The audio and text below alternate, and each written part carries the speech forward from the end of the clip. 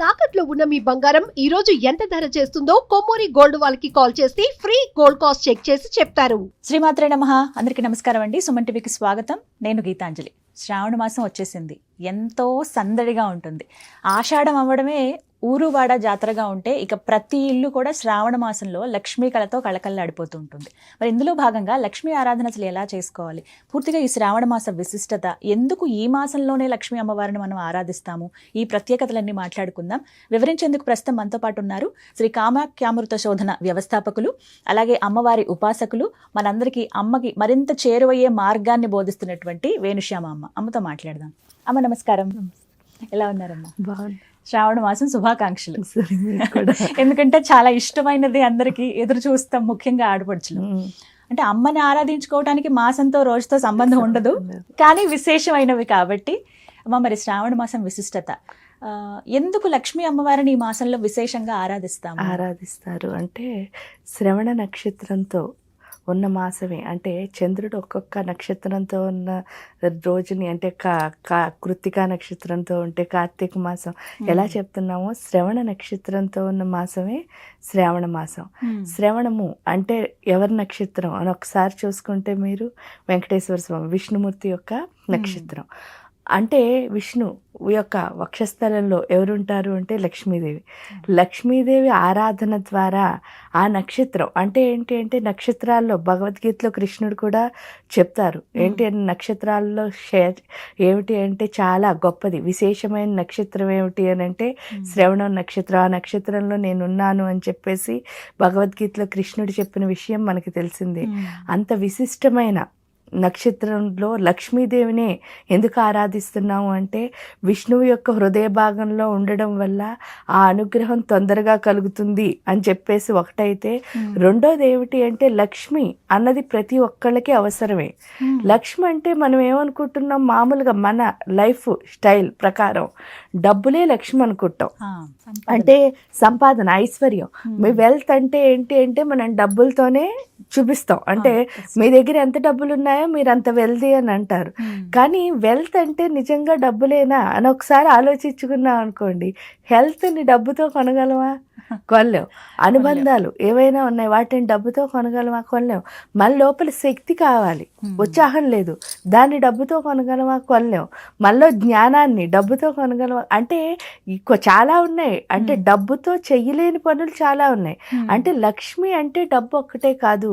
First అది మనకు అర్థం చేసే మాసం ఏమిటి అంటే, ఎందుకంటే విష్ణు మాయా విలాసిని. విష్ణు ఏ మాయనైతే పెడతాడో ఆ మాయాశక్తి ఎవరు అంటే లక్ష్మీ అమ్మవారే. ఆ లక్ష్మీ అమ్మవారు ఏం చేస్తూ ఉంటుందంటే, ప్రతి సింగిల్ సెకండ్ కూడా తన బిడ్డలకి, ఎందుకంటే మీరు చూస్తే లక్ష్మీ అష్టోత్తరం మొదలు పెట్టడమే ప్రకృతి నమః. అంటే ప్రకృతి ఎవరి స్వరూపం అంటే లక్ష్మి యొక్క స్వరూపం. ఈవెన్ చండీ సప్తశతిలో కూడా మొదట లక్ష్మీ రూపంలోనే అమ్మవారు ఉద్భవించింది మహిషాసురుని వధించడానికి అని చెప్పేసి.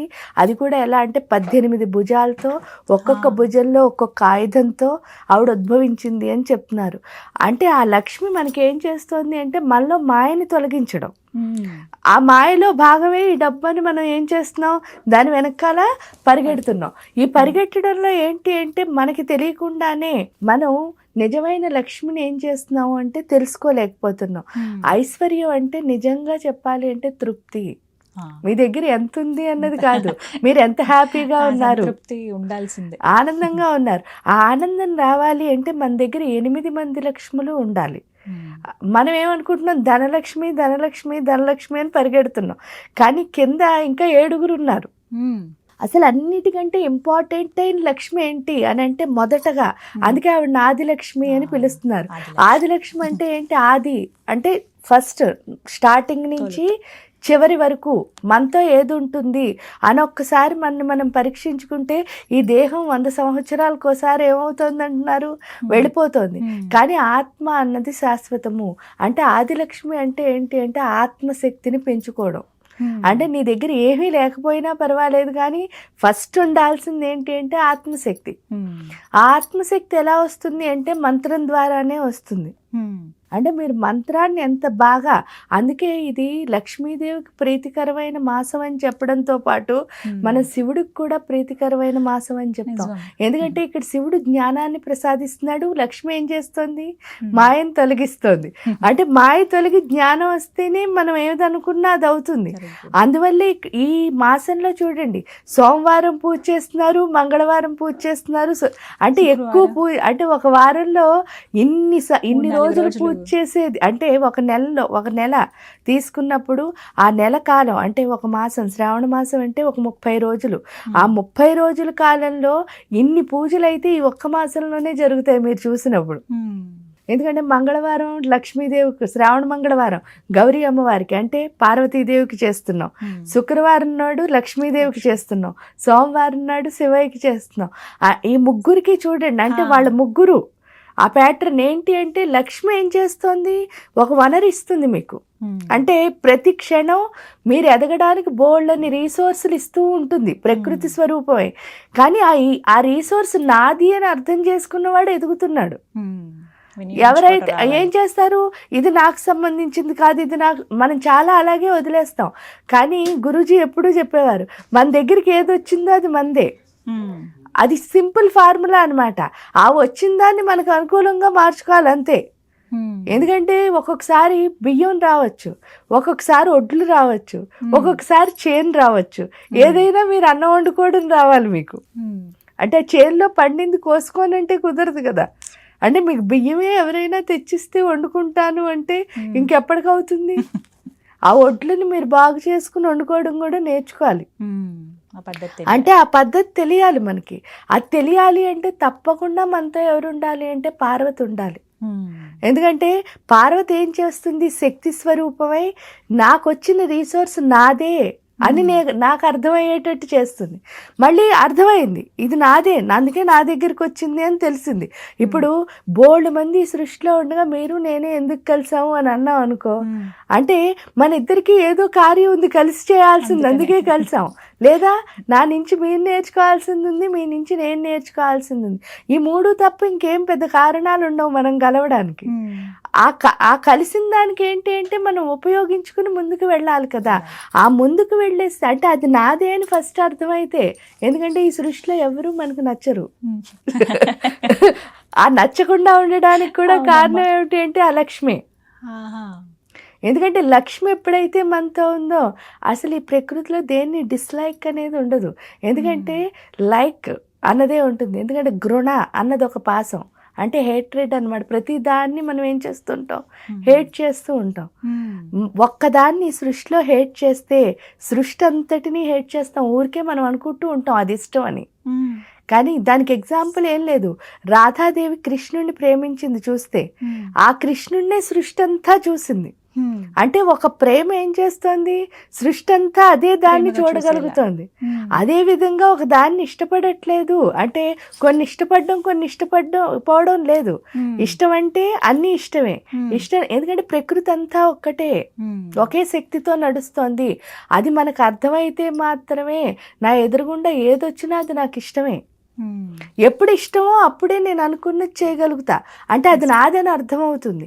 అది నాదని అర్థమయ్యే స్థితి పార్వతిస్తే ఇక్కడ శివయ్య ఏం చేస్తున్నారు అని అంటే, మరి అది నాదే అని తెలిసిన తర్వాత దాన్ని ఎలా వాడుకోవాలో కూడా నాకు తెలియాలి కదా.